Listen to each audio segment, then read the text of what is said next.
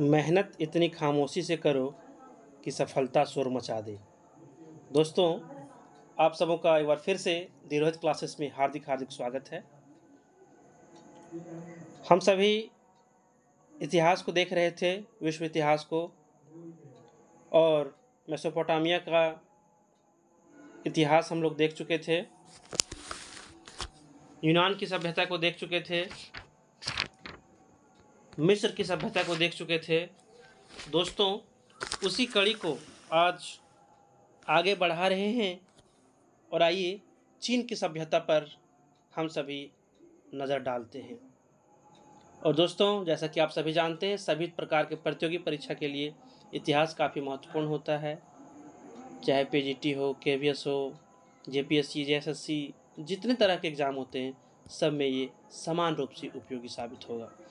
तो आप सबों से अपील है कि अभी तक अगर आपने हमारे चैनल को सब्सक्राइब नहीं किया है तो प्लीज़ जल्दी से सब्सक्राइब कर लें और बेल आइकन दबाना ना भूलें। तो आइए आज की वीडियो को शुरू करते हैं। दोस्तों, जैसा कि आप सभी स्क्रीन पर देख पा रहे हैं, आज का हेडिंग्स है चीन की सभ्यता। तो सबसे पहले जान लेते हैं कि चीन की सभ्यता का उदय कब हुआ था। तो दोस्तों, सिक्यांग एवं हांगकांग नदी, माफ़ करेंगे, सिक्यांग एवं हुआंगहो नदी घाटियों में चीनी सभ्यता का उदय लगभग 7000 वर्ष पूर्व हुआ था। कब हुआ था? 7000 वर्ष पूर्व हुआ था। सिक्यांग एवं हुआंगहो नदी कब हुआ था? 7000 वर्ष पहले हुआ था। और चीनी सभ्यता की लिपि चित्रलिपि कहलाती है। दोस्तों, चीनी सभ्यता की लिपि चित्रलिपि कहलाती है। हुआंगहो नदी को चीन का शोक कहा जाता है, सॉर ऑफ चाइना। जिस तरह से बंगाल का शोक दामोदर, बिहार का शोक कोसी नदी को कहा जाता है, ठीक उसी तरह से हुआंगहो नदी को चीन का शोक कहा जाता है। महान दार्शनिक कन्फ्यूशियस चीनी सभ्यता की ही देन है। जो महान दार्शनिक कन्फ्यूशियस हुए हैं दोस्तों, ये चीनी सभ्यता की ही देन है, यानी चीनी सभ्यता से ही इनका उद्भव हुआ था। चीन के तांग युग को काव्य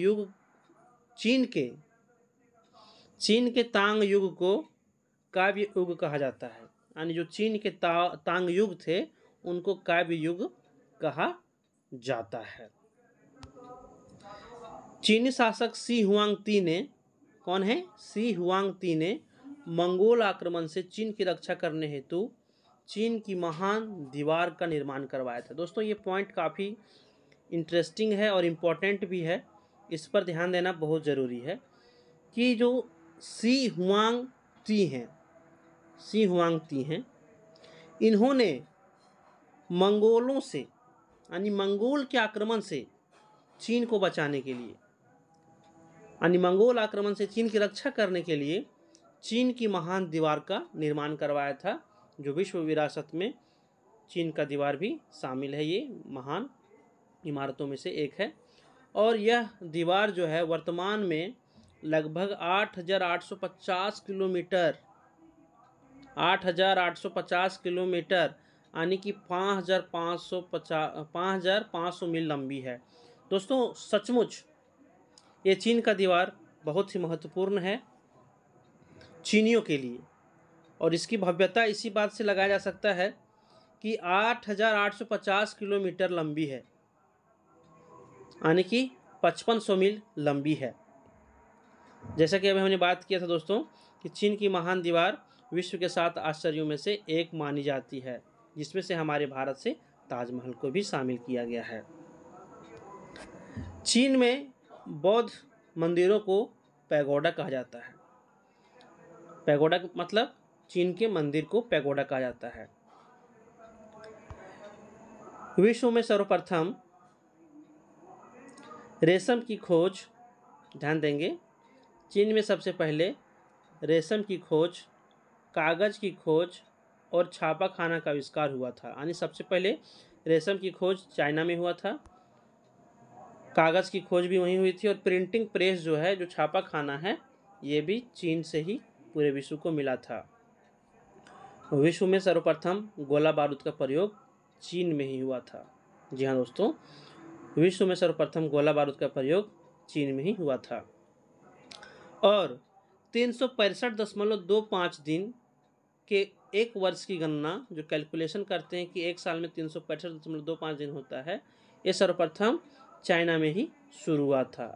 तब ना हम लोग बोलते हैं कि 4 वर्षों में 366 दिन होता है, तो ये जो 0.25 दिन बढ़ रहा है, इसकी गणना जो है चाइना वालों ने ही, चाइना से ही निकल कर आई थी। अगले पॉइंट पर आते हैं, पतंगबाजी। दोस्तों, जो काइट शो हम लोग देखते हैं, पतंग जो देखते हैं, ये पतंगबाजी भी जो है चाइना से ही शुरू हुआ था और ये चाइना का ही ये देन है।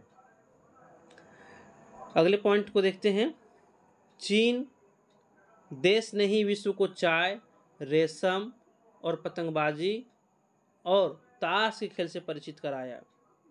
ताश का जो खेल होता है दोस्तों, पत्ता का जो खेल होता है ताश का, उसका जो परिचय है विश्व को चीन ने ही करवाया था। और भूकंप का पता लगाने वाले यंत्र, जो भूकंप का पता लगाने वाला यंत्र होता है, कुतुबनुमा जो दिशा सूचक यंत्र होता है, इसका भी आविष्कार चीनी सभ्यता द्वारा ही विश्व को महत्वपूर्ण देन है। तो भूकंप को पता लगाने वाला यंत्र जो होता है और कुतुबनुमा जो होता है, दिव्य दिशा सूचक यंत्र जो होता है, ये भी आविष्कार चाइना से ही प्रारंभ हुआ था। चीन में ही सर्वप्रथम सौर चांद पंचांग प्रचलित हुआ था। जो सूर्य और चंद्रमा के सहायता से प्रयोग से जो पंचांग प्रचलित हुआ था, ये चाइना से ही हुआ था। और विश्व में सर्वप्रथम राजकीय पदों तथा सरकारी नौकरियों में भर्ती के लिए प्रतियोगिता परीक्षाओं, कॉम्पिटिटिव टेस्ट की शुरुआत भी चीनी सम्राट वी वू ती ने किया था। कौन किया था? वू ती ने किया था।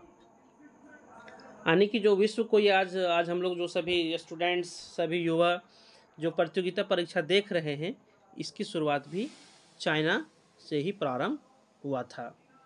दोस्तों, ये चीन की सभ्यता की ये छोटी सी वीडियो आप सबों के लिए, और इसके बाद फिर से एक रोम की सभ्यता का वीडियो हम लोग देखेंगे। हमारे साथ आप बने रहें और सब्सक्राइब करना ना भूलें। जय हिंद, नमस्कार।